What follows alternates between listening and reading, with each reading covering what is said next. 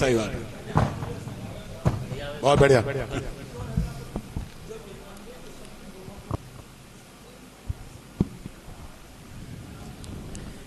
एक बार एक शराबी शराब पीकर साधु से टकरा गया। साधु गुस्से में बोले, हे मूर्ख, मैं तुझे शराब देता हूं। शराबी बोला, रुकिए महाराज, मैं अभी गिलास लेकर आता हूं, अभी गिलास लेकर आता हूं।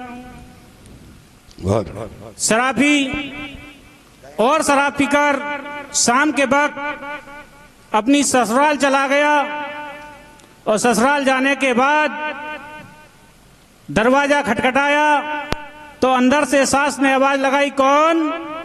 कि आप कौन? कि यहां मेरी ससुराल है। सास बोली कि यहां मेरी ससुराल है। शराबी बोला, तो हम तुम साड़ू साड़ू हुए। बहुत बढ़िया। शाम हो गई, शराब उसने ज्यादा पी रखी थी तो उसने उल्टियां कर दी। शराबी ने, दरवाजा खुला हुआ था तो किधर से भी एक कुतिया आ गई। वो उल्टियां चाटते चाटते उसके मुंह को चाटने लगी।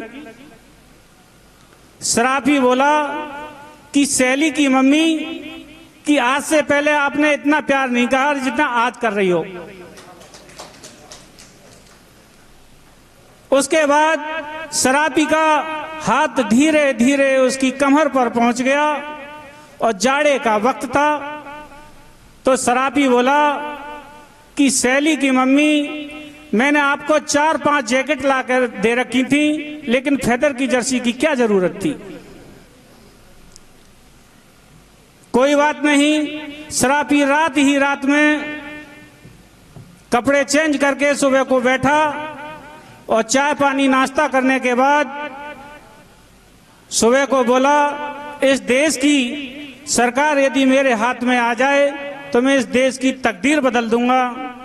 तो उसकी पत्नी गुस्से में बोली, हरामखोर, हरामजादे, पहले अपना पजामा तो बदल, सुबह से तूने मेरी सलवार पहन रखी है।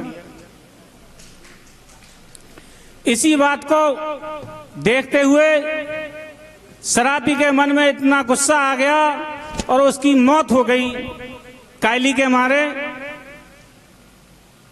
जब मौत हो गई तो गांव वाले उसे ले जा रहे थे कि यहां से चालू होता है काव्य कि इंसानों के कंधों पर शराबी जा रहे थे, कफन में लिपटे उनके कुछ अरमान जा रहे थे। उन्होंने पी इतनी शराब इस दुनिया में कि उसी शराब को तलाशने शमशान जा रहे थे।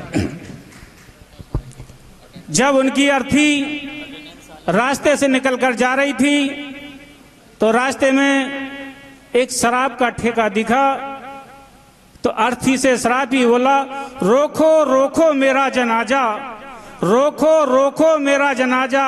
एक बात याद आ गई, सामने है शराब की दुकान, शराब याद आ गई।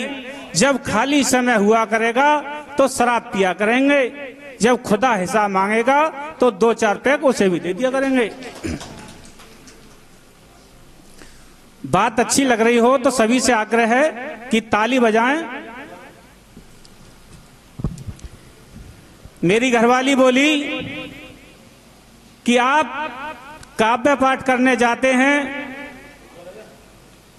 तो मुझे भी साथ लेकर चलना। मैंने कहा ठीक है, कि फिर वहां की तैयारी के लिए मुझे शॉपिंग करा लाओ। मैं चलो ठीक है भाई। शॉपिंग कराने गए, काफी सारी शॉपिंग की। टाइम हो गया क्या? हाँ, समय का ध्यान रखें कृपया, 5 मिनट का समय है जी, क्योंकि बहुत कवि लोग हैं। ठीक है, धन्यवाद। पत्नी बोली शॉपिंग के बाद कि आप कवि हो, मेरे ऊपर ही एक शायर बना दो। मैंने ठीक है भाई, शायर बना देंगे। मैंने कहा कि जो आप रोज करती हो ना शॉपिंग, रोज रोज की शॉपिंग अच्छी नहीं लगती, और जो आपकी हरकतें आप अच्छी नहीं लगती। जो लग रही हो ना आप इतनी सुंदर सुंदर प्यारी प्यारी, इस पर लग जाती है मेरी कमाई सारी की सारी। पत्नी नाराज होकर अपने महके पहुंच जाती है।